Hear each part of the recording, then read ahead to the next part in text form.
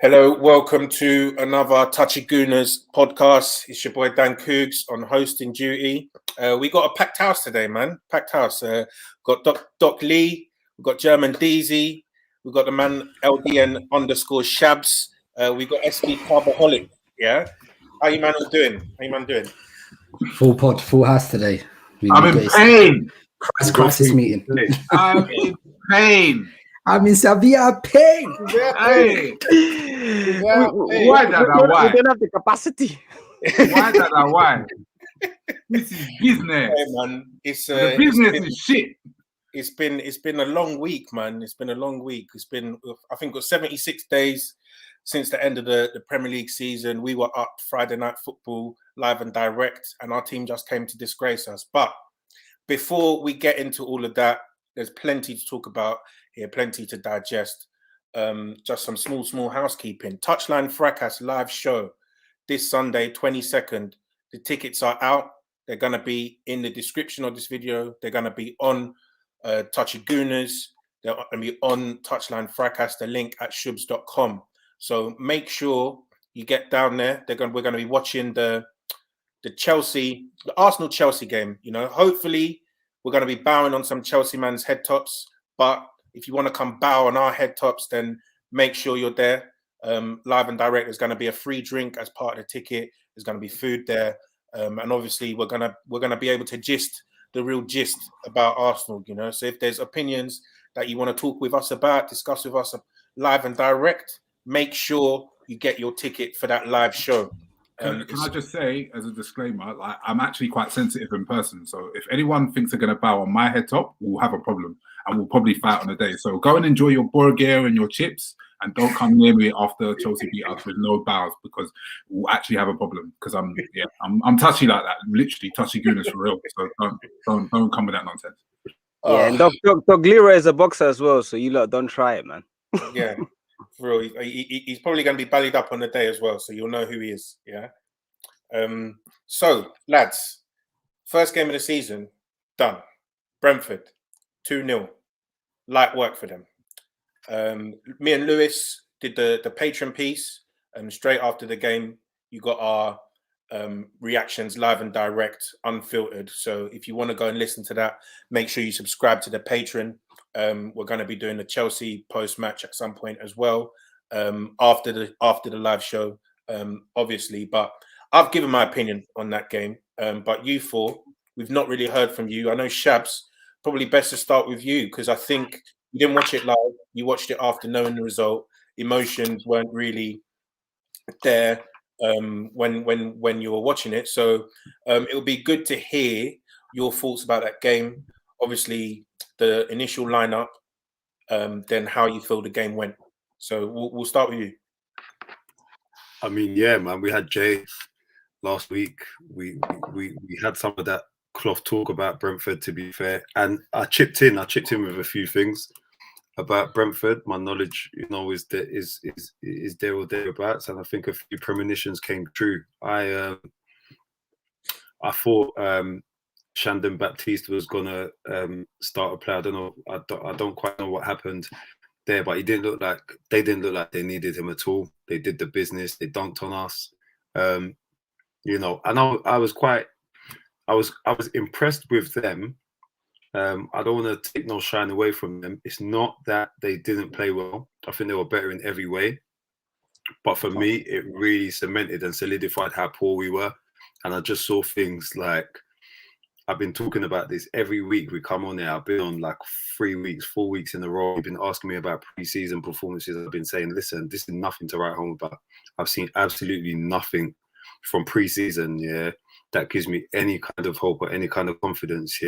Yeah, these comments, any kind of hope or any kind of confidence that these lot will do well this season, that we've improved, that we've got better in any way, shape or form. And it was true. I saw absolutely nothing. Paulo Mari, he absolutely frightens the life out of me. This brother is not good, man. This brother is not good. We've been talking about this time and again.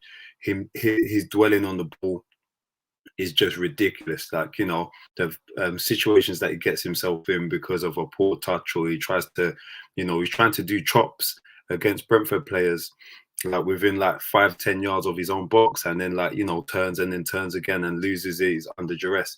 He was getting bullied, man. He was getting absolutely dashed all over the place by is it Mbuma? But yeah, man, like he was getting dragged out of position, you know, to go and cover or defend on White's side. White was getting dragged out of position to go and cover on Murray's side, but Murray was horrible in possession. Xhaka, I don't think Xhaka had a bad game. I just think he was really bad in defensive situations, because actually he got forward a lot. I think some of his decision making and where he decided to execute his passes when he was further forward was a bit questionable. But this is Xhaka that we're talking about. But defensively, in defensive phases, he just had so many laps in concentration. I just thought, what is this guy on? Like, this is what we've, and this is our doing. This is what we've done. This is how we've decided to deal with him and just kind of keep this situation ongoing, and, you know, give him a new contract and reward him for this mediocre behavior. But he put us under. I saw him doing passes to nobody. You know, I saw him, like, you know, getting pickpocketed, not checking his shoulders. He just thought he had all the time in the world. You know, it was just it was much of a muchness with Xhaka. Ben White, that brother, listen, that brother is not good, man. I saw 2 passes in the first 5 minutes, yeah, and I said, nah, man, nah, that's not it, man. Both of them just, I don't understand why we kept trying to play these long balls where he had easy, cheaper, more available options. You know, one to Chambers. There was another time, the second time, where he could have gone inside to Lokonga. So I just think it was really bad from him.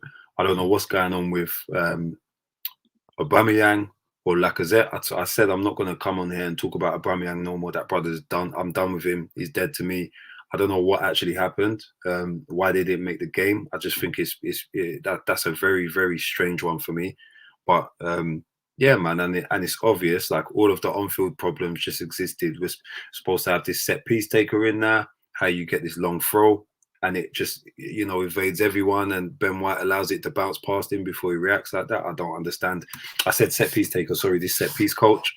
Like, it's just that, nah, and it's not. And I don't think it's a tad strong either, man. He's dead to me, because Aubameyang hasn't shown me nothing, man. Honestly, it's been such a long time that he's shown us anything of note. So to me, you can't trade off his past glories. Like, you're as good as your last game, and his last games for us have been dreadful. So that's it. And I'm going to end it there, because I can really, really, really. I want to end on a monologue today. I don't want to start on one. So no, thank you, Shabs. That was extensive. It was brutal. You said a lot of things there. I'm going to let some of the other guys come in on some of the things that you said. So, Dan, obviously, we've gone out and we've spent £50 million on Ben White. I think, you know, people were sort of raving about this guy's ability on the ball. You know, he's got a good pass on him. But, you know, I think, were probably one of the, I guess, strongest opponents to that claim. And also there was question marks around his, you know, sort of defensive ability. So, you know, when we first heard the link, I think Leroy was one of them as well. Callum Chambers, you know, this guy doesn't look like he's going to be, you know, worth the money kind of thing. So, Dan, what did you make of his first performance? Obviously, you know, he's playing alongside Pablo Mari, he's playing alongside Callum Chambers. Maybe he could do with better partners, but let's evaluate Ben White on the day. How do you think he did? I tried to be measured. I tried to be objective, but I also have to be honest. And that performance made me absolutely sick, like absolutely sick. There's nothing to write home about that performance. He was getting fisted up in all of the duels, on the ground, in the air. He was getting the double homicide in the duels. And then with the ball, there was a couple of times when he like kind of played under pressure, played a decent pass. But as I said before, in order for this guy to justify being good on the ball, he has to actually be sensational on the ball. He has to be like Mats Hummels on the ball. This guy just looks good on the ball. Yeah, he looks good. They all look good on the ball. You know, like, can you win your duels? What else do you bring to the table? I think we've seen the blueprint of what a centre back in this league needs to look like. It has to be a 6'3", fast, strong, black brother. And it's literally the opposite of Ben White. When I saw him turn up for his presentation with Jesus piece dangling from his ear. This is when I knew we were in trouble. We were in trouble. And listen, I don't go strong in a lot of players, but Ben White, I'm sorry, man, 50 mil. I'm not gonna chill on this one, because we spent 50 million pounds sterling on this guy, and I don't think he's better than Gabriel, who cost like 27. I don't think he's better than Saliba, who costs like 30. He hasn't played a game for us. Even if this guy's decent, this is gross misconduct of the resources that we have available. Like, it's not on. And yeah, this is the first game, but this is also Brentford. What's he gonna do when we're playing against Burnley? What's he gonna do against Chris Wood? He's gonna dunk on his head top. Like, he's not gonna be able to stop that. They're just gonna play long balls in this channel. He's not gonna be able to stop it. On his right side, he left Callum Chambers, who's not able to do the recovery stuff behind him. He's not used to playing in the back four. There's so many red flags about Ben White. Realistically, to get the best out of him, we need to go back to a back three. But then we're losing an attacker, and we're already not doing well on that side. I think, all things considered, that, and I said, I like his profile. He does a lot of cute stuff. Like, I don't think he's a shit player, but for the requirements that Arsenal need, the requirements that a top 6 team needs, this is not cutting it. I don't think it's cutting it. And I'm happy to be proved wrong, but from first viewing, and also before he even played the game for us, I was quite strongly against the signing, because it's too much money. I don't value the player's ability in that realm. And then also the Saliba stuff, I don't see why he would play over Saliba. And then the prioritization in terms of, what do we actually need to sign this summer? Was a centre back in any man's top 5 priorities this summer? Nope. 50 M's on that. That's the most we spent this summer so far, and looks like it's going to be the highest transfer outlay we have done this summer. So boy. Yeah. Very hard to disagree with anything that you said. Seun, I'll let you come in on this one, because obviously I think you were probably one of the ones who were more positive about Ben White.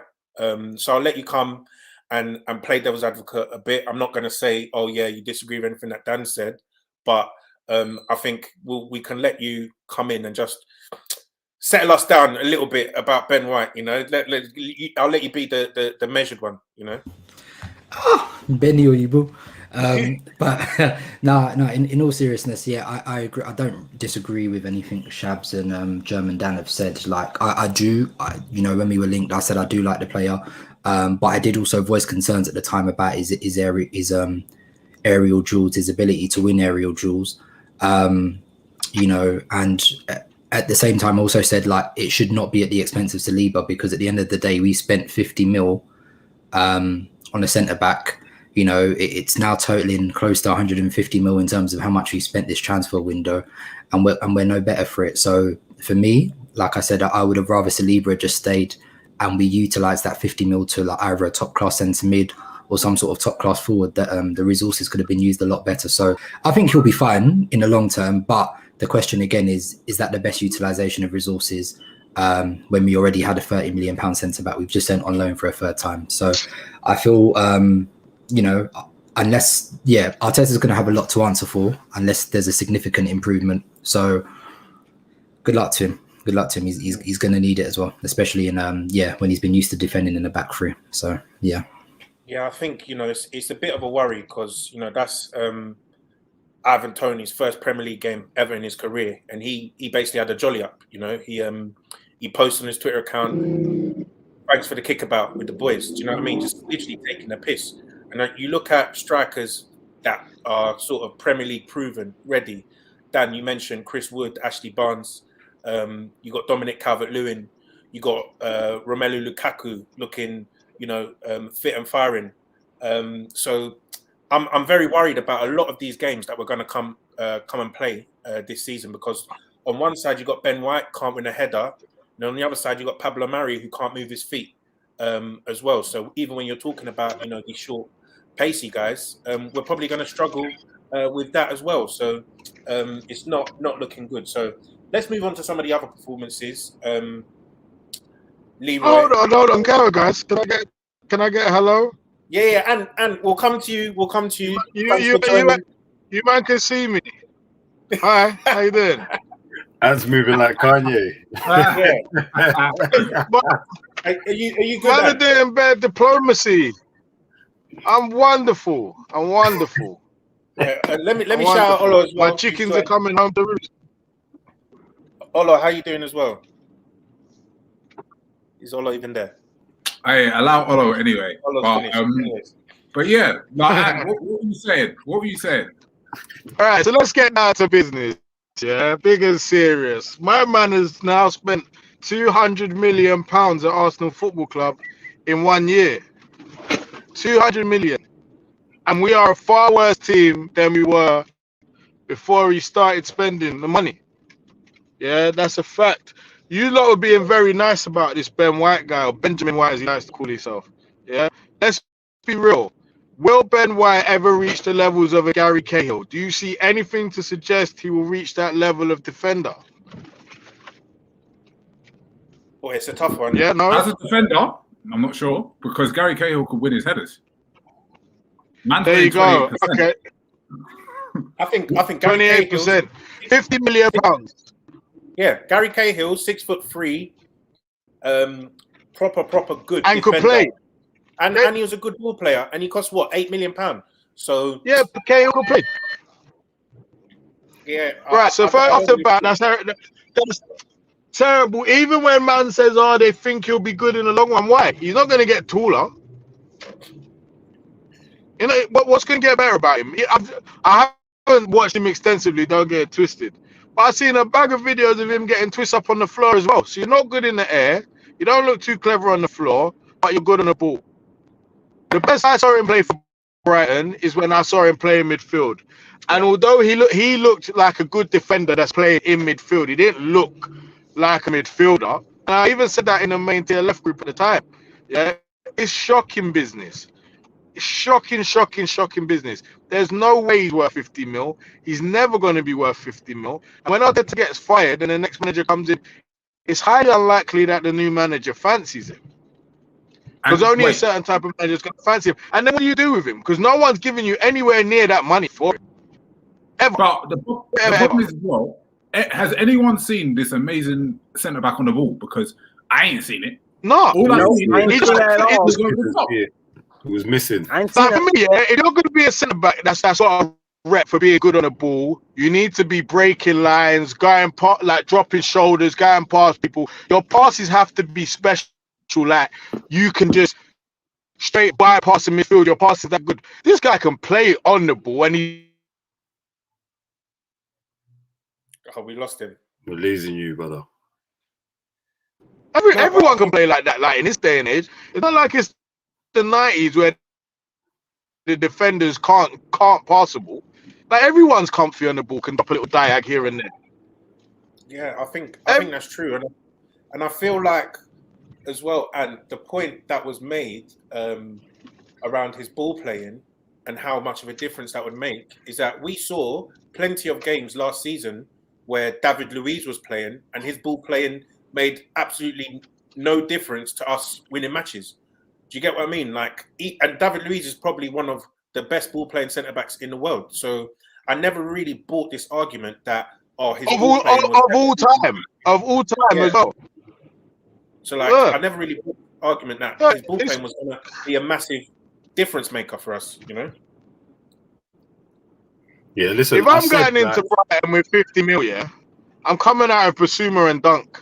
I think coming out of Brighton. Yeah, I hear that. Dunk solves a lot more of Arsenal's issues than he does. I agree. We said on Ben White, I said the price tag for me, like there's no breathing room for this brother. I'm going to be on his neck, whether he deserves it or not. Like, I'm going to be on his neck. You can't come for them kind of fees and not have an instant impact. Yeah, no one can tell me about adaptation time or adaptation period. He's been playing for Brighton in the Premier League. You know what I mean? He played under Bielsa. None of them Brentford players, not one, had kicked the ball in the Premier League, not one day. He got absolutely ragdolled. Ragdolled. There is nothing that I saw about nothing that I saw about his game that made me say his brother's worth more than 10 mil. Nothing. But that is what the club chose to spend 50 mil guaranteed up front, most of it on. Yeah? If that's what you chose to spend the majority of your budget on and have your marquee signing, he has to be judged accordingly. And I'm not going to just judge him off one performance, even though, obviously, as people know, I was one of the main detractors of the signing prior to the signing. However, what I said before is what we've seen today, because it's another centre-back that they can't do it in a 2 because he's not up to it physically. He's not up to it in duels. If you're in a 2, you've got to win your duels. That is the first and foremost. That is the bread and butter. Win your duels on the ground, in the air. You can't do that. And meanwhile, we've loaned out a 6'4" centre-back who can run, who is strong, who never gets beaten 1v1, who never gets dribbled past in the stats, and we've loaned him out to Marseille, and we had him for no cost. So he has to be not good. It's just crazy. He has to be so much better than Saliba that it justifies that decision for me. Even if you think White's better than Saliba, I think you'd be a fool to think that. But even if you do, at what point do you look at White and say, yeah, he's 50 million better than him? And one person being responsible for a bad decision I can live with. But that bad decision's gone all the way up the chain. It's gone all the way up the chain. Nobody said, hold on a minute. We're loaning out a kid that we spent 30 million on that's got every attribute desired to play in this league. He's already proven himself in France. You send him to France twice, don't make no sense. He's already proven himself there. Yeah, that's already happened. And then we're going to spend 50 mil on a guy that, you know, had his handheld in a free-match back. Brighton fans couldn't believe it. Brighton fans were like, yeah, you're giving us 50 mil for a worse centre-back. So no, it's a joke. We got a question here from Sam Noah that says, does Ben White get any better with Gabriel next to him because Mari is a handicap? No, it gets worse. Yeah, White still has to win his duels. He's not winning his duels. That's the thing. He's not winning his personal duels. On the ground or in the air, he's getting mashed up. That's a problem. You can't just bypass that problem with another guy playing. You see Gabriel, yeah, and I like Gabriel, but Gabriel's a front foot defender. Gabriel, he's not leading the back line. White can't lead the back line neither, yeah. So Gabriel goes and he tries to put out fires and that, yeah. So you need a defender to rein him in a bit, yeah, because sometimes he goes for balls he can never win. But you need someone to rein him in. White can't do that. And if you got White as your defender that steps off, yeah, but White's tight in the grand scheme of things, and he's not got a good leap. So when he steps off, yeah, because Gabriel's engaged the ball, what happens then? And he's got no pace. We're bang in trouble. Bang, bang, bang in trouble. And then you got a keeper that everything goes through him as well. Oh, Lord. Oh, God. Yeah, we got 86 people watching live at the moment. Make sure you drop a like. And you know what makes me even sicker about that is, even though they're young, Saliba, if you look at him and you've watched him in France last season, his first instinct is to drop off. He's not a front-footed defender at all. He is a sweeper/reader of the game. So anytime anything happens and anytime there is an action in defence, his first move is backwards to try and sweep and cover up and watch what's in front of him. And that suits Gabriel more than a Ben White. Or that perfectly. It's just, so it just makes no sense on so many ways. It makes no sense. And so on that point, I fully agree as well. It doesn't make any sense. And then even if you don't believe in Saliba, at least sign a profile that matches the other centre back. Well, Ben White, his attributes, his skills do not match Gabriel. So we've signed someone now for 50 mil who also doesn't match Gabriel's skill set. At least sign a tall guy who's very strong in duels. We've signed the complete opposite. It's just nonsensical to it, and nonsense. It doesn't make any sense to me. It's unreasonable. We talk about things being unreasonable. Bro, I couldn't find that word in my German. Yeah, and I think it makes no damn sense. And I think it's a really good point that's been made by David Eagle as well. Is that last last season was we saw Saliba in a very, very young defence, where he was playing next to Todibo. And even before they signed Todibo, he was playing the centre of a back three. So previously, when he was at St Etienne, he was getting, instructed on where to stand by. I think it's Perrin, is their senior centre back. But in that Nice team, Saliba was, even though he was the youngest in that partnership, he was the one doing the organising. He was the one calling the line and making sure Todibo knew where to go. So out of all of the centre backs that we have, he's probably the only one who has shown the credentials that he can organise a defence, because I don't really see Pablo Mari doing it to any great effect. I don't see Gabriel doing it because he can barely speak the language. I know he has no clue what Tierney's saying half the time, let alone what Leno or Holding are saying. And we see. Look at him like, get back. Yeah. Do you know what I mean? So I feel like it's probably missed a trick in terms of communication. We've literally not even seen Gabriel and Saliba play one game, and they are two best centre backs on paper. But 26 minutes on Ben White. I want to move on. I know our heads are hot, but there's plenty to get through, plenty more rants to be had. So we spent £50 million on a centre back, and now it looks like, for all intents and purposes, Ornstein has confirmed Arsenal reached an agreement for 24 plus 6 deal for Aaron Ramsdale. So that's going to be £80 million being spent on a goalkeeper and centre back. So that finished 20th and 16th in the Premier League last year. Yeah. So I just want to get people's thoughts on this Ramsdale fella. I, for one, am not a fan. The moment I saw him in a Bournemouth shirt, I thought this guy looked fugazi, poor shot stopper, didn't see any real distribution, thought he was poor in the air, commanding his box, didn't really inspire his defenders with much confidence. He moved to Sheffield United last season for £20 million. Thought, wow, that's a big waste of money. The same price that Emi Martinez went for. And now he's linked to Arsenal, and we're going to pay 30 mil for him. This guy seems to be failing upwards, back-to-back relegation. So let's hear the panel's thoughts on this guy. Seun, I'll give you the opportunity to step in here, comment on this business. Nothing to comment. Crap. Move on. Next.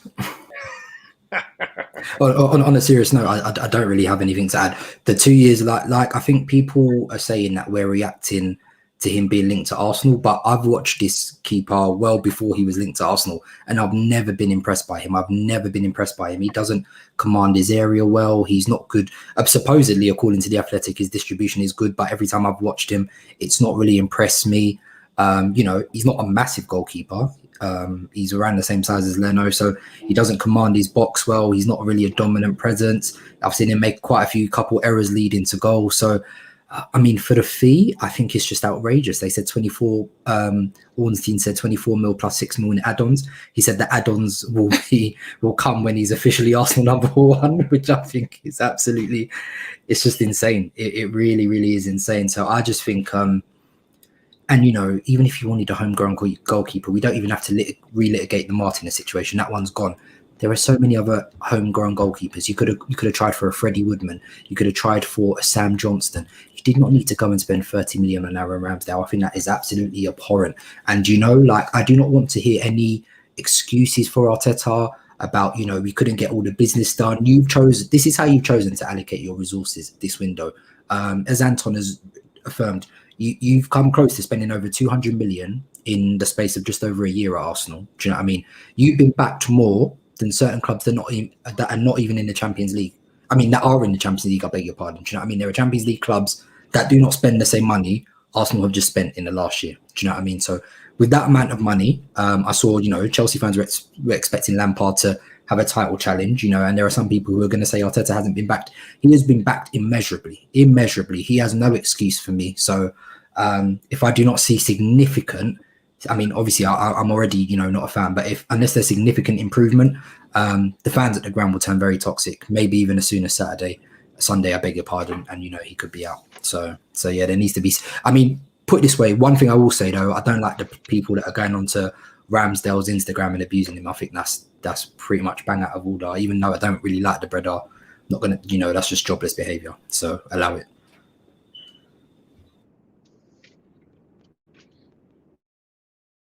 You're on mute. You're on mute. man. You're on mute, bro.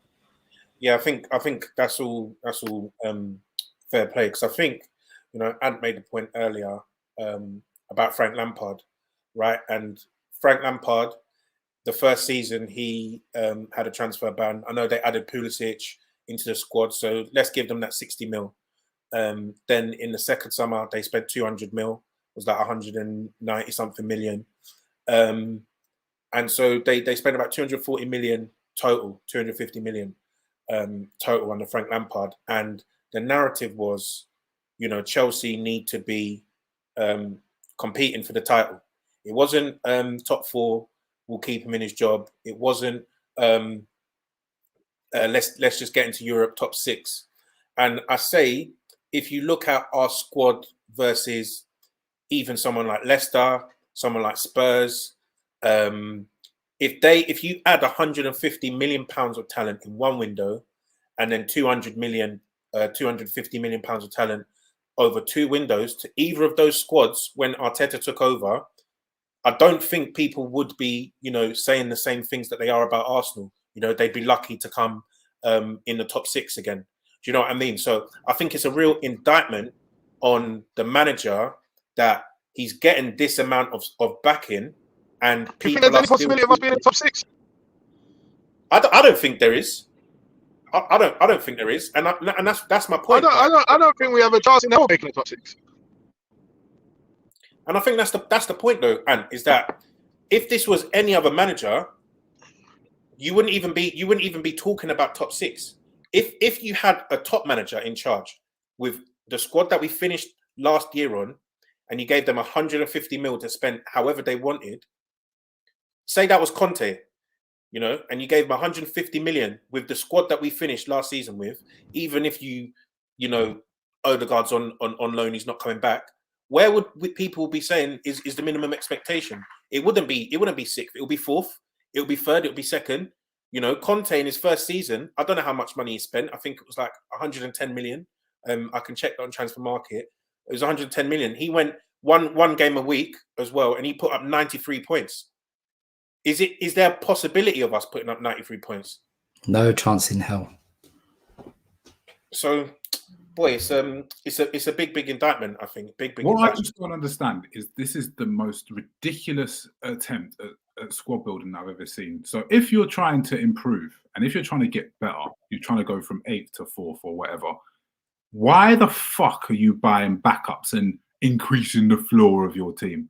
You take the players who are not good enough in the positions you want to upgrade on, and then you relegate them to backups. And if you can't relegate them to backups, then you sell them. So instead of you going and giving Xhaka a new deal, even if he has to stay for another couple of years, whatever, you go and buy a centre mid and you put Xhaka on the bench. If he throws his toys out the pram, he will want to leave. Tell your agent, go and find a club for you and we'll let you go. No problem. All these Bellerin Chambers nonsense, you get a right back. They're not going to get any minutes. They will scramble to leave.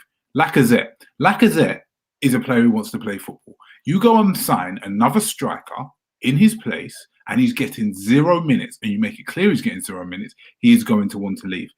You've got 150 million there. We could have got the centre back, the right back, the striker, and Tavares as a backup left back. We could have done those for 150 million, and we would be a significantly better side than we are now. But no, we want to backfill and we want to buy Lokonga to replace Guendouzi, but keep it. I mean, fair enough, Lokonga's not a bad signing in isolation, but what is the point when we're trying to get better? We don't buy a striker. We don't buy the right back. We don't actually upgrade on any of the positions that we need upgrading on. We could have got Odegaard as well, and that would still be under the 150 mil. So I just don't understand, like, who does that? It seems so stupid. You know what? A couple of let me not like name drop like Olo, but like some agent friends of mine say, you lot think all these people that work in football are special people. They're regular dons like you and I who've just got in a position with a lot of money and think, I think he's worth this much. Just the same way they just. And they're literally just like us lot running Arsenal. Fucking clueless. So yeah, Boy, I don't know. I think the situation, yeah, at right back, for example, is an absolute mess. Like Leroy, you just touched on it, yeah, and shout out to Will, yeah, but we had 3 right backs on the bench in that Brentford game. Absolute madness. Bellerin, Cedric, and Ainsley Maitland-Niles, yeah. He brought on Tavares to play Tavares at right back. It is absolute craziness. Yeah. Bellerin, we all know the deal there. He wants out. Cedric was actually Demlot's guy. They didn't have to sign. They loaned him. But because of a gentleman's agreement, they didn't want to go back on their word. So they signed him. But it's evident that they don't fancy him. Because otherwise, what the hell is going on? Why is he not starting? Maitland-Niles was out on loan last season. Yeah, for the second half. Yeah, he's back now. Wherever we're not using him there. It looks like he's still got this beef with Arteta. So we played the backup left back came on first ahead of all 3 of them. That is an absolute madness to me, and something that I actually can't get my head around. I don't see a resolution to it soon either, but there needs to be one, because for me, Chambers, and sorry to go back to it, but Chambers isn't the guy for us at right back. And for me, seeing that Brentford game, Chambers, Ben White and Mari cannot start in the same defence together. No way. No way. Unless we want more of that we saw last Friday. It's impossible for me. These lot will get dunked on, outrun, outworked, out jumped, everything. Every single game. So yeah, that situation is mad. You know, we need to also debunk this speaking of we need to raise the floor, etc., etc. Where the hell is this coming from? Raising the floor. We need to have better squad players. Because Tierney and David Luiz were injured a little bit, and it didn't seem like the team was really good. The team was also not good when them men were playing. And also, that we didn't win a game in the Premier League for like 2 months. Them man were there. Yeah, Tierney missed a couple games, but them man there. Them man were there. I don't understand what this raising the floor is. Please show me what team has become successful by raising the floor. So I'm going to go back. Obviously, we're going to look at Liverpool because Liverpool are an example. They got their first 11 patterned, then they go and win the league. Patterned, yes. Even if you go and you don't even have to have the first 11. It's all about the strength of your attack and your ability to score goals. So if you go and look at that Napoli team had Hamsik, Cavani, Lavezzi. And then bargain basement shit behind them, and maybe Insigne when he was a bit younger, and they banged it up. You look at that Monaco team back in the day; they had Mbappe, and they had you bad it up. You just have the quality at the top end of the pitch to make to really stand out. Make sure you can get goals, and we've got the resources to have even more quality than that. You get your first team right, you get your goals right in your team. That's how you make successful teams. Who cares about who's coming on in the last 20 minutes of games at centre mid? No one gives a fuck about that because it doesn't make a difference. And sorry, Dan, just quickly, on top of that, who cares about raising the floor when you're playing 1 game a week? Like, nobody actually cares. Like, all you need is a 30-11 and maybe like 4. You probably need like about 12, 13, 14 players, and the rest you can just pad out. You need to plow your best available resources into having the best quality as much as possible. We could all sit here. We've spent the best part of 150 million. We could all recreate this summer with 150 million, and we'd be a lot better off for it. Do you know what I mean? Just because we would have plowed it into. What really kills me is that in all of the signings Arteta has made, Odegaard and Willian have been his only offensive signings. For a team that and Odegaard's he's not a goal scorer. He's not a goal scorer. Yeah, he's a midfielder. So even on Dan's point. Take that. Willian's the only attacker Arteta has signed. Arteta bought over 10 players. Willian's the only attacker he signed. Yeah, and do you know what, Sean? I think both you and Leroy make really good points because you just look at it. Even look at Man United. The time that Ole's been there, I know they've been on to them. Ed Woodward, this, that, and the other. But if you look at the signings that he has made, attackers that go straight into the first 11. It's none of this. Luke Shaw, he got injured, so we're going to make sure we get a backup for him. We get the backup after we've bought the established player in that position. So they're only looking for right back this season after they know Wan-Bissaka's able to play 50 of the games. Do you get what I'm saying? They're only looking for, forwards and whatnot after they've got people in other positions that they know are going to play first 11 places. You look at Harry Maguire, 80 million, straight in. He starts every game. Wan-Bissaka, right back, straight in, starts every game. Cavani, he's there, rotates in and out with Greenwood, but when fit, he was starting every game. Van der Beek, probably a funny one to put in there, but I don't think the plan was for him to play as little as he did. They spent £45 million on him, and I don't think they really had a place for him. But Bruno Fernandes, boom, straight in, starts every game, he puts the numbers up. Sancho, when he's fit, he's going to start every game, he's going to put the numbers up. So Varane, when he comes in, he's going to straight in, he's going to put the numbers up. So for me, it's quite worrying that we've not identified the places where we need to have these first 11 upgrades. From the very start, Arteta has been speaking about we need to raise the quality of the squad. We need to improve the quality of the squad. We won the FA Cup and they said, what's next? He said, now we need to improve the quality of the squad. But with his actions, this is not what I'm seeing. And I think there's a big paralysis at Arsenal, really, to move on from players.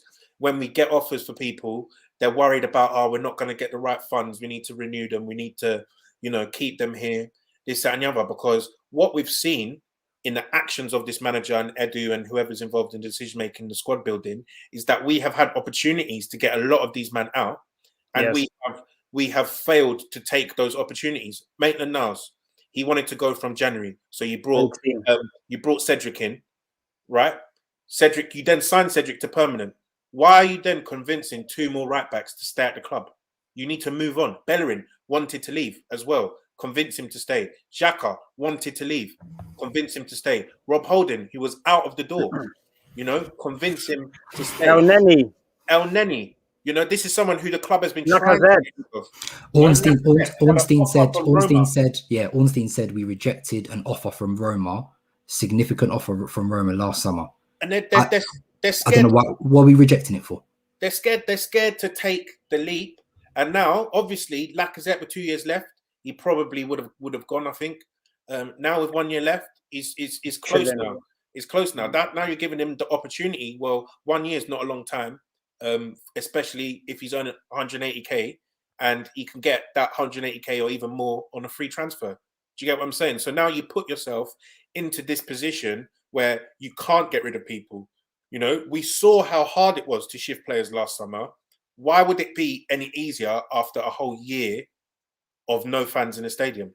Do you get what I mean? I just feel like these men, I know people like to talk about the decisions of prior regimes, but I think these men have serious blood on their hands. We could have rectified this within last summer and this summer if they did the necessary. They talked about being ruthless. We've not seen any ruthlessness. They talked about players not going into the last 2 years of their contracts. That's nonsense. Now, do you get what I'm saying? Unless they're talking about this weird extension that they're going to just do to everyone to protect their value, So Honestly, and they talked about unprecedented, and we've said this before. This summer was really, really a unique opportunity, and Arteta has been heavily backed, as Sean said. Like, we've spent 150 million in the COVID impacted market where the mainland Europe, they can't spend money, man. Their players are going for cheap. We could go in there and raid, What do? We are spending money on post-Brexit English tax players when we have Hell End, who I know is not the best academy in the land, but we produce some players that can play at the Premier League level or in around the Premier League level. Maybe we don't get the fees that Chelsea do. Maybe we don't get the fees that United do. But we're definitely producing enough players that can fill out and become squad players for Arsenal. So I don't get this whole homegrown bullshit. We could definitely use Hell End to make the quota, and we could go into Europe, France, Spain, Italy predominantly, and go in there and buy players for 20, 30 mil. And we could buy a lot of players. We need to get rid of players, not getting rid of these players. Arteta has convinced a number of players. Like, honestly, he's convinced so many players who we all said they need to be done now. They need to be ruthless and be gone. He's convinced them to stay. Give them even new contracts. Like, yeah, we joke about it, but Arteta and Edu really giving context out to family members. This is absolutely ridiculous, really. Cedric, a 4-year deal. How old was he? 28, 29? 29. 4 years. That's crazy. That's his pension sorted. I'm just thinking. I just thought of another one, and Ketia as well. Interesting. January, we shut that down. Said we're not taking any offers. To then for him to not play a single minute. You know, post January. It's a guy whose stock was probably highest it was ever going to be off the back of a solid Europa League campaign. You know, where he's plundered goals. You have a Premier League team interested in him. Take the money and run. You know, and I just feel like they're actually paralyzed in making decisions. You can look at Arteta, because I know he has a lot of say in the players that stay and go, but he's a rookie manager. He's 38 years old, 39 years old. He's never been in charge of a club like this. So that's where you go and take a step in charge of anything, man. Yeah, you take a step up. You look at the man who's supposed to be, you know, setting the technical direction, the football direction of the club, the technical director in Edu. And you ask yourself, what's he doing? He's going jet skiing, you know, he's going barbecuing, he's having cigars with Don Raul. Do you know what I mean? Diving off his boat in the middle of what is supposed to be an unprecedented summer. Like, what is actually going on? What are they smoking over there at the Emirates? So it's crazy scenes. Honestly, it's absolute crazy scenes. These men are running our club through the mud. And I think it's one thing if you are just to touch on German Dan's point about you know, these post-Brexit fees in the British market, but it's one thing if you're spending that money on top English talent, but evidently we are not. Like, it's not, we're not talking about the John Stones and the I don't know, Pickfords, like the England number ones. Do you know what I mean? We're talking about just these bottom feeder players. Like, I'm sorry. Like, you know, like Ramsdale is not. Yeah, he's not someone where it makes any sense. I have and I can't see it. I can't understand where this trend comes from. I can't see or think of any other Premier League club who would spend even half of what we're prepared to spend on Ramsdale on their number 2. I can't see it. So you really have to ask questions about what's going on and who is really pulling these strings or allowing these things to happen at the moment at Arsenal, because it's an absolute joke.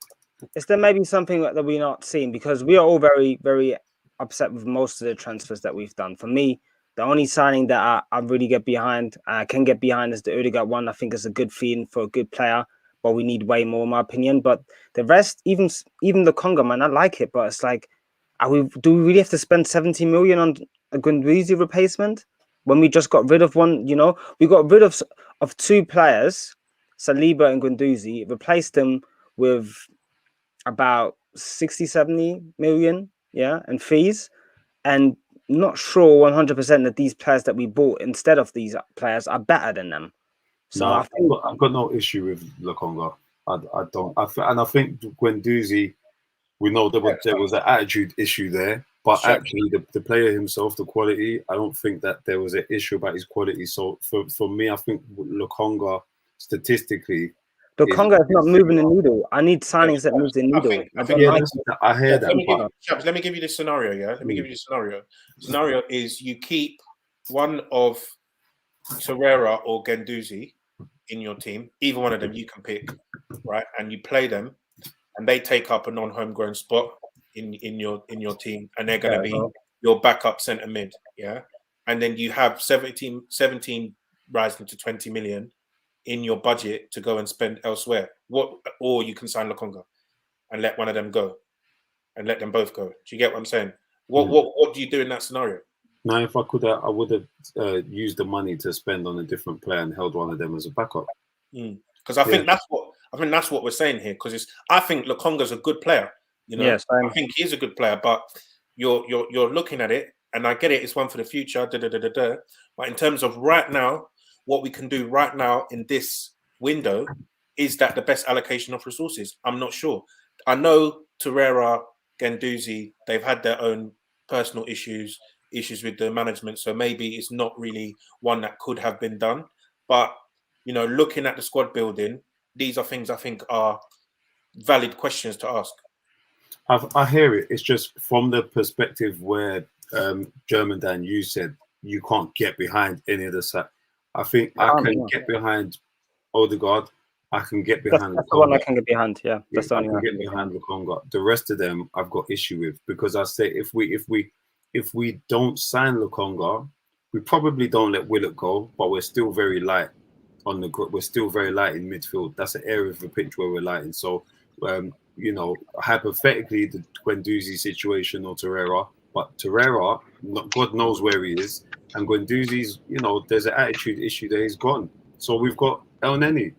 We don't have Ceballos. We don't have. Do you know what I'm looking at, though, there's Shabs? I'm nothing thinking going on in midfield. We're very light there, so we needed a body, and I've got no issue with that type of signing with that profile. I get that. If we're done my other business first, absolutely. Like, don't hear what I'm saying. I would have done the other business first and prioritized a starter.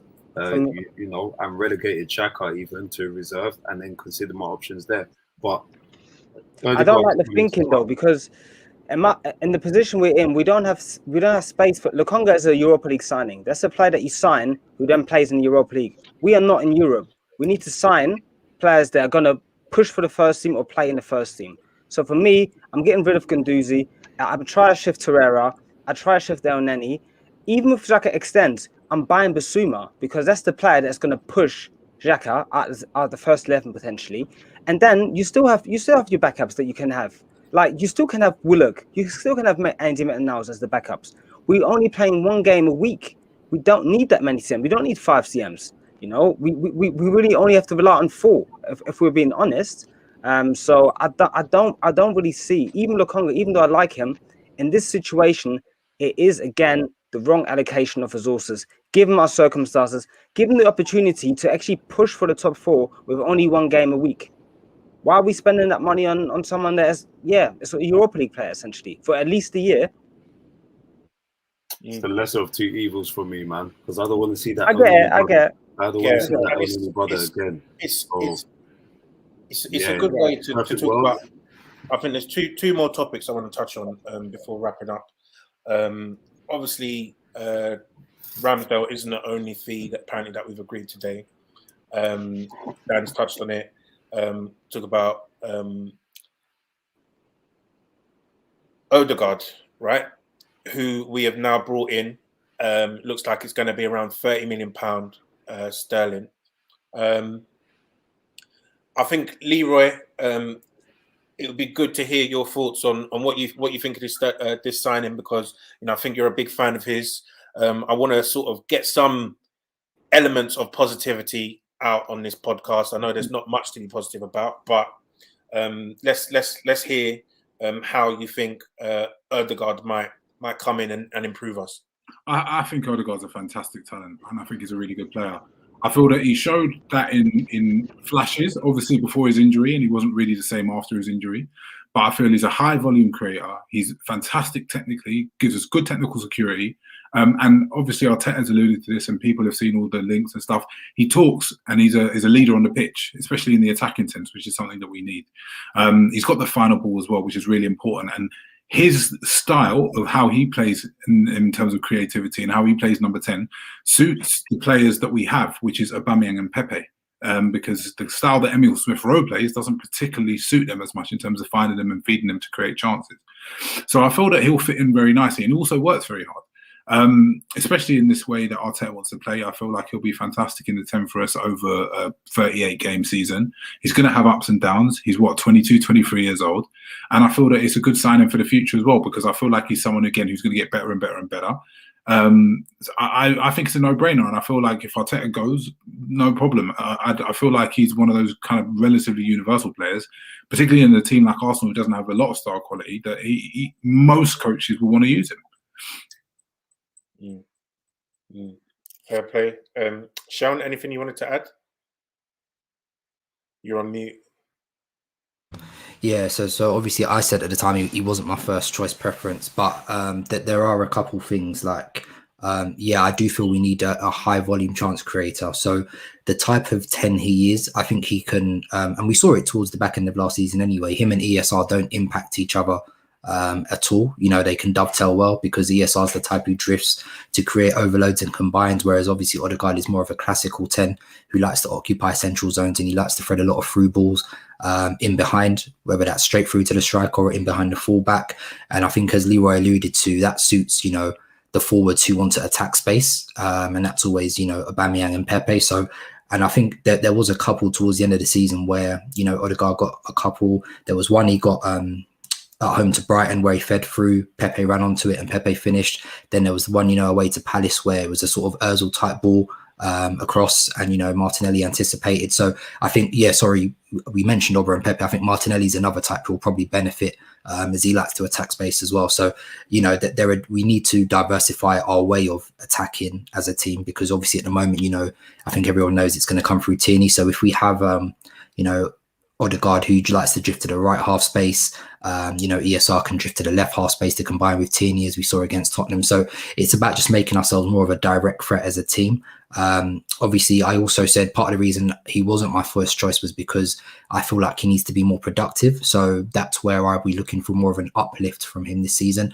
He'll need to, you know, I'm looking for about 5 goals from him, which I think is feasible. He got 2 in 6 months here. So, you know, I think you can account to double that over the course of the season. I don't think that's unrealistic at all.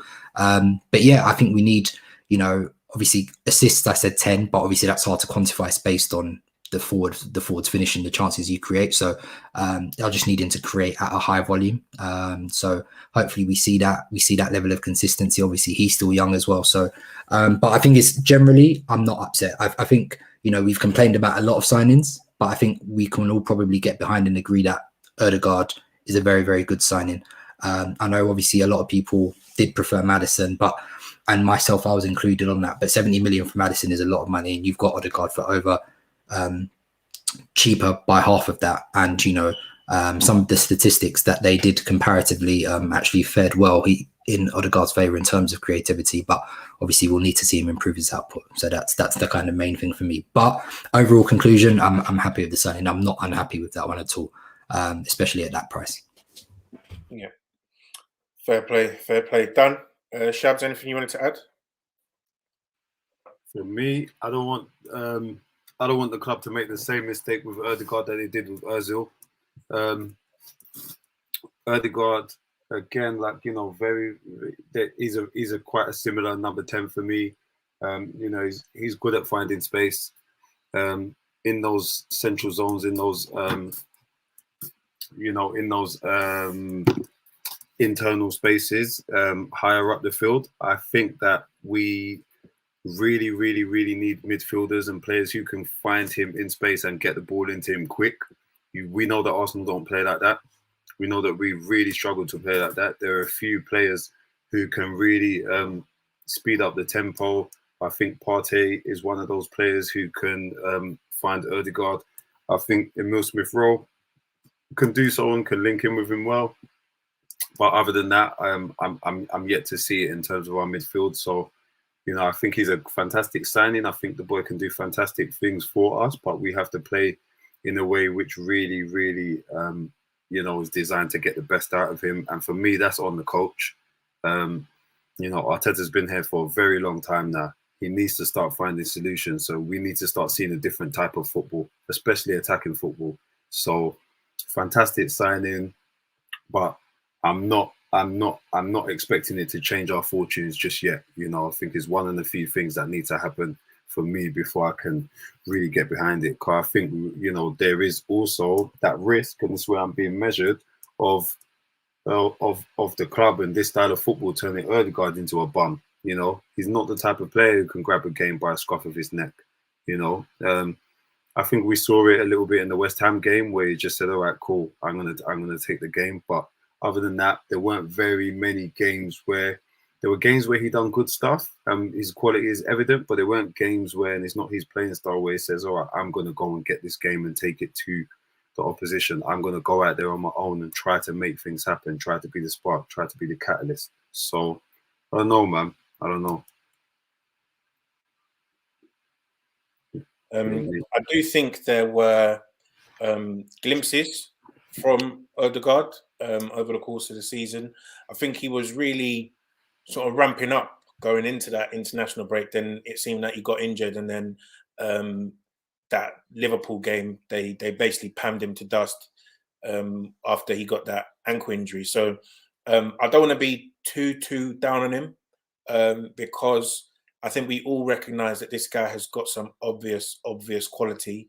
You know, you watching the comps again of the games that he did play in that Arsenal shirt, and there definitely were a lot of positives, a lot of skill, a lot of technique that we are severely lacking in our attack. And I think he was part of the reason why, you know, sort of Pepe looked better towards the end of the season. So hopefully that can continue. And I feel like now that he's, you know, sort of acclimatized to playing, he's played the last 6 months, he's had a pre-season, he's joining a place where he knows the manager loves him, he knows that he's got the faith of his teammates, etc. That he can now sort of put his roots down and start to shine and start to grow and develop into the player that people thought he might be when he was, you know, 16 years old and going to Real Madrid.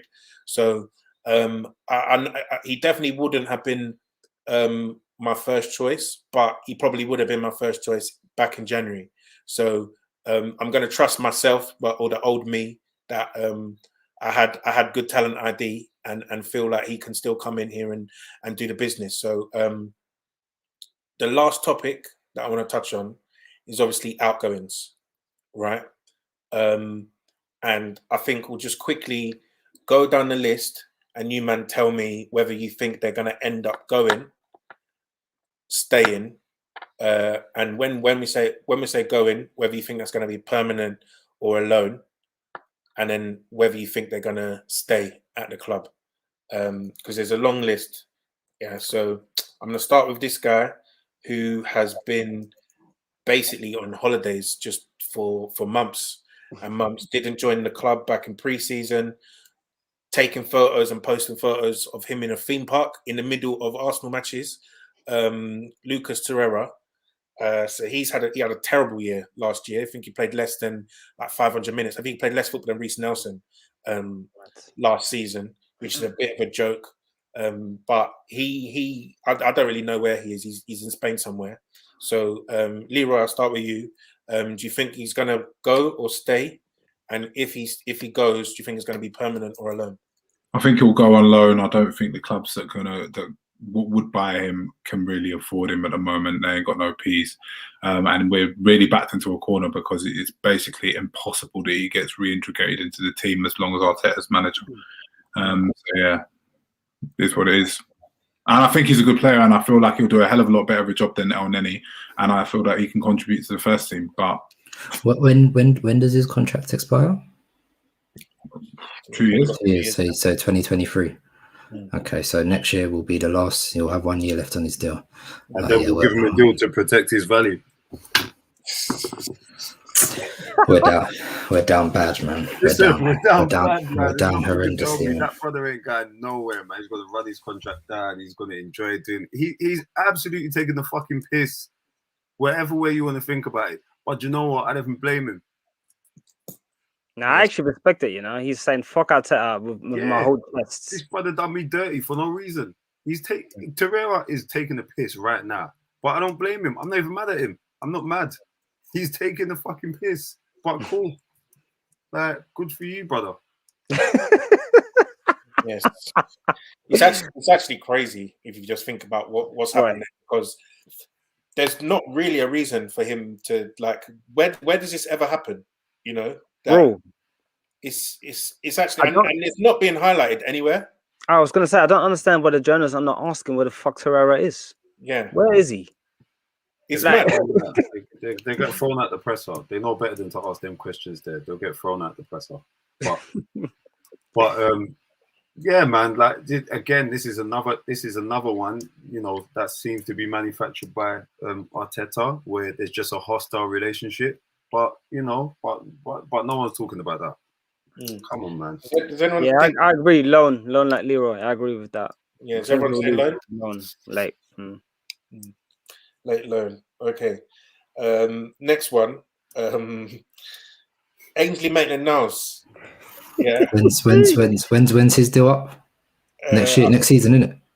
Is it I 20? don't know. Wait, I think he's got some time on his deal. has he still got 2 years on his deal? Okay. Yeah. Yeah, that's another loan. We ain't gonna sell him. Who's buying him? Yeah. We rejected the 15 from 2023, yeah. 2023. Okay, yeah, he's going on. He might go on loan with like an option or an obligation. That's the best that will happen in his scenario. I don't see anyone coming in now doing a straight sell. He's been available. He's been on the market all summer. Not one bid. Not one bid. Boy.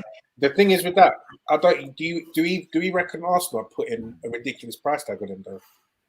If they are, they're stupid. I'm surprised that there's no offers for. But I think they've done that with everybody because we've had bids and we just haven't accepted them. But have we had bids? I know we had a lot of bids last summer that we rejected, but I don't really recall there being like last summer. We know we had bids for like Laka, Bellerin, Ainsley, and we said no to all of them, which was stupid because now I don't think there's been a single bid for any of them this summer. Do you know what I mean? So, like, for example, with Eddie, Brighton were interested and we said 20 mil. Bruv, you're not getting 20 mil. Yeah, but right now, Eddie can sign a pre-contract in 10 months' time. I mean, yeah, Eddie can leave on a free in 10 months' time, which I think is absolutely outrageous. We've had various points that we could have sold Nketiah. Various points. Not even 10 months. You can sign it from Jan, innit? From Jan. Yeah. I That's guess for foreign club. It's only for foreign clubs, but yeah. Oh, yeah? Yeah. He might get a good offer. So what we're saying, loan for Maitland-Niles as well. Yeah, I'll say loan with maybe an option with Ainsley.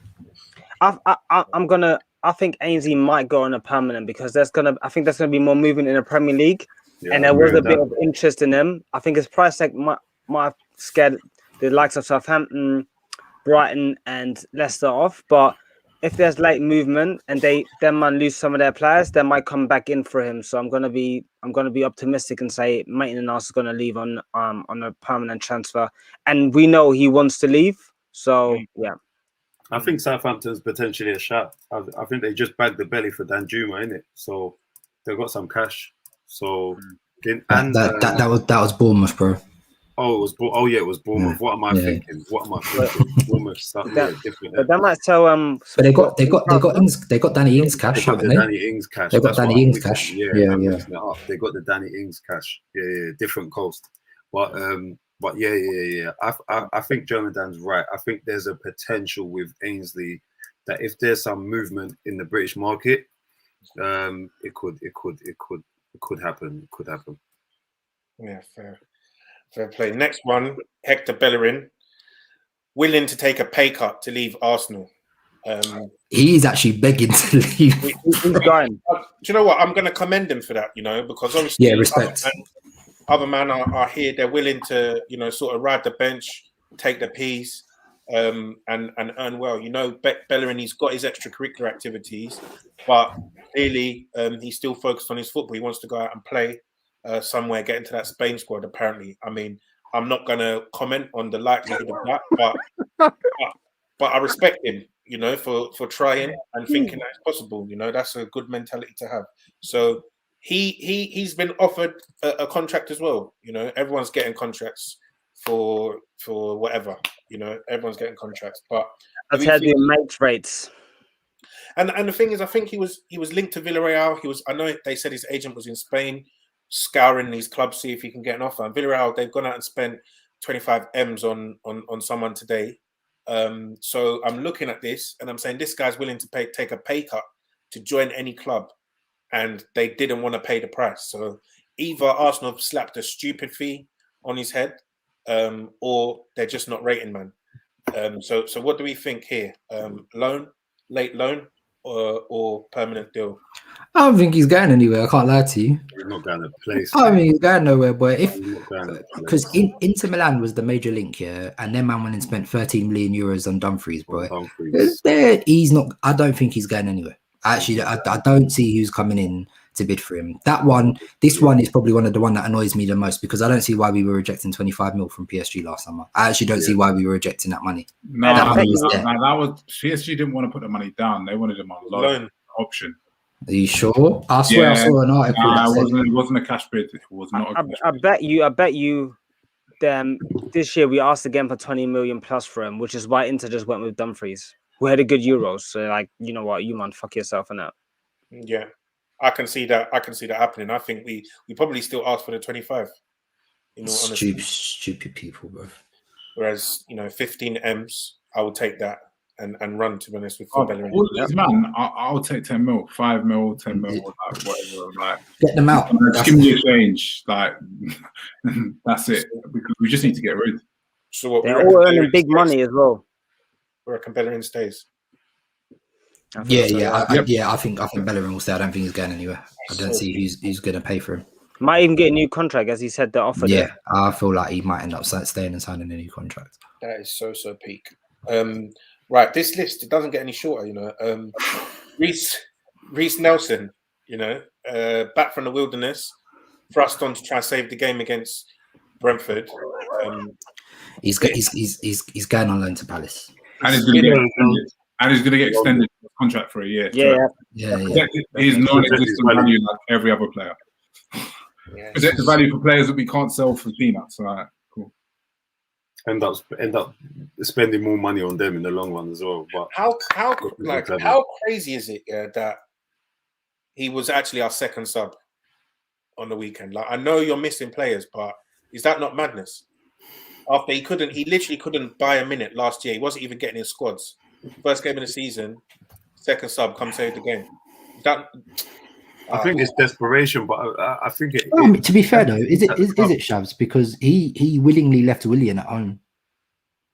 Yeah, I couldn't even tell you what the reasons were for. I didn't even realize that William posted a snap in the gym when we were about to kick off. Yeah, you see, I wasn't even following the game on Friday, but a couple of weeks ago we was talking about this. I touched on it and I said, what options does he have out wide during pre-season? So who's he really gonna? He had to kind of use Eddie and Balogun and Aubameyang and all of that out wide because we don't have options there. So this early in the season, Saka's still trying to get back into fitness. ESR was used in the 10, so Pepe was already on the pitch. Who else is he going to use? So the guy that he gave us a 3-year deal. I still think Willian is probably better than Reece Nelson. I don't think it's wild. I don't think it means anything. I honestly don't. I think he'll be gone, and on loan, some way, shape, or form, he'll be away from the club. He'll be foolish to stay as well. He should be doing everything he can for a move away in any capacity. Yeah, facts. Fair play. Eddie Nketiah, next one up. So he's obviously, I think, injured actually until September. So he ain't going nowhere. I think he's keeping it free. I feel like if someone bid 10 mil for him, we have to accept that, bro. Quick. Brother, 5.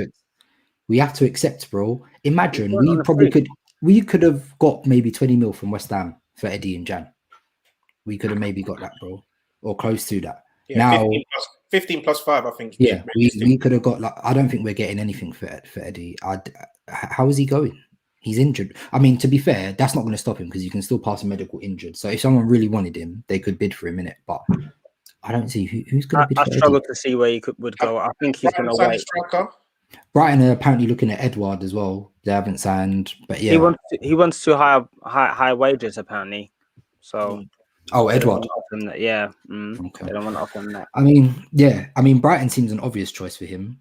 I know West Ham. I think Moyes likes a bit more of a target man sort of striker, but I don't know, man. I struggle with this. I really struggle with because we can't loan him. His contract is up next summer.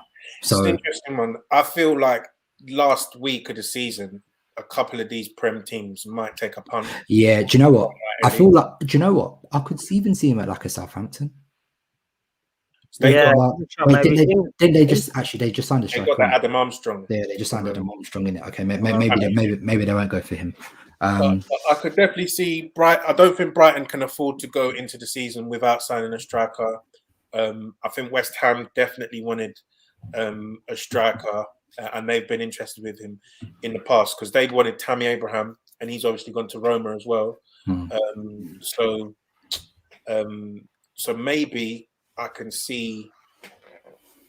Actually, yeah, I think he'll go. I think this is going to be a last-minute one. I think he'll go to somewhere for very cheap, but I think we might sell. I think we might sell him because I think as well as part of that Balogun deal, promising him a pathway, etc. they've got the same agent. So I think they definitely saw a move in the card for Nketiah at some point. Otherwise, I don't really see why. And also remember they said that we tried to offer Eddie a new deal and he said no. Eddie rejected it in it. So I feel like actually, because of that, I feel like Eddie will go. I'm not sure where, but I feel like last minute he's gonna go somewhere. So that's probably one of the only guys I think we'll sell him. Yeah, I like how you guys been a bit optimistic on the Eddie one, and as same as with Ainsley Maitland-Niles, I think there could be movement for English players, but I think Eddie's contract situation, having one deal, I kind of feel like a club will just wait it out and grab him for free. So, but yeah, I hope you guys are right. Maybe. Right. Just two left. Said Kolasinac. I think we're going to pay him off to leave. I think we're going to give him away for like free because of his wages, which are like over 100k. Where I don't think we're going to get any transfer fee for him. If it's to go to like Fenerbahce to join Özil, we'll just probably do what we did with the others and just cancel his contracts. Yeah, spot on. He's going for Fenerbahce, and I think we're going to pay him off. I think we'll pay the last year of his contract, and he'll dip. Yeah, and it makes sense, man. Just cut your loss, man. Yeah, do that. Get him out. Yeah, fair play. And last one, Runarsson. I ain't leaving for shit, man. I think he's going to go on loan. We can't sell him. We can't sell him because of his wages. He's not going to get registered though, surely. Bro, they gave him like 40 bags a week. We gave him like 40 bags, bro. That's his. We're giving him a meal ticket. Because if we get Ramsdale, and we know Okonkwo is going to be the third keeper, isn't he? Yeah, but that's why I said I think they'll loan it. He'll go on loan somewhere. Well, nah, I don't. What's the currency in Iceland, bro? Is it krona or something? Bro, krona, yeah. I was gonna say, if I'm Runarsson, I'm chilling, bro. He's got his retirement. That contract is his retirement. His kids, fuck everything. He's not leaving for shit. He is seeing out the contract if it kills him. Why is he getting 40k a week? Though? Because we're a stupid team, bro. We are a stupid club. You can actually give him like I think, school. What's it? The school. Schoolboy fees. The academy contract. He was getting 6k a week at Dijon, I think. So you just double that. Just double it. You can offer him. The thing is, you can offer him the same wage. It's Arsenal, bro. No, but this is one thing I don't understand. We seem to have we have to give people an Arsenal wage. We don't even look.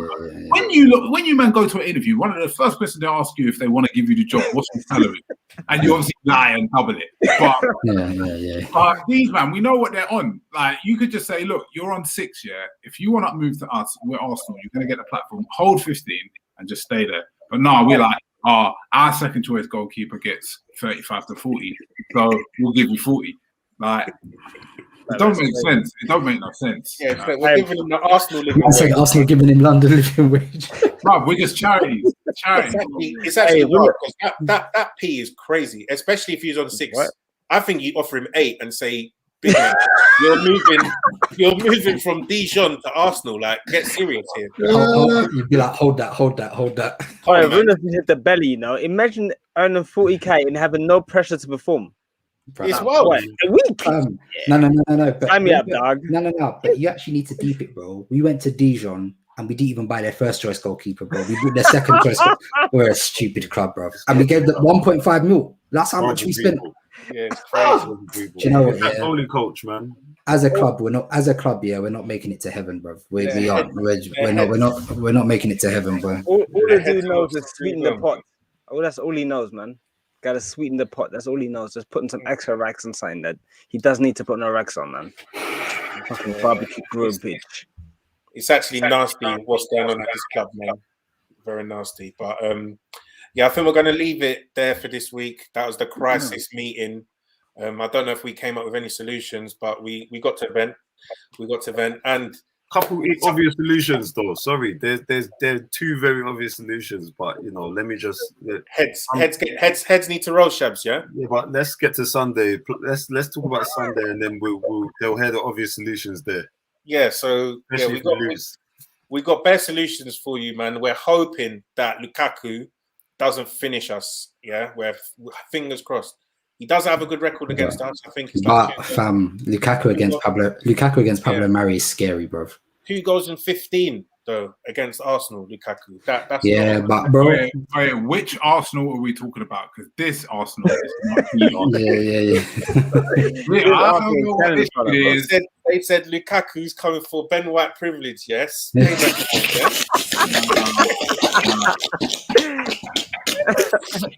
Payback time, man. Okay, so yes, straight after the Chelsea Arsenal game, we're going to be talking about the game, but you can come and watch it with us at the live show.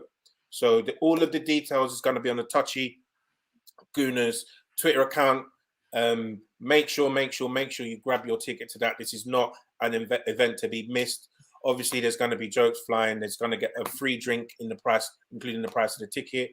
There's going to be lots of banter, and it's not just going to be us that you're going to get to bow. So obviously, we want you there. We want to meet a lot of you, a lot of the patrons, a lot of the regular listeners want to meet and interact with you. And this is the opportunity for you to get to sort of meet us, talk to us, call us out on our bullshit as well, and bow on Leroy's head, even though he promises he might not hold that. You might have to hold a bow from him as well. So. Yeah. And I mean it, I'm dead serious, bro. Man, you don't come anywhere near me, bro. I can't lie to you. But yeah, thanks everyone for listening. Make sure you drop a like on the video. Make sure you drop a comment. Follow us on all the socials and buy a ticket for the live show on Sunday. Thanks for listening. Peace. Peace.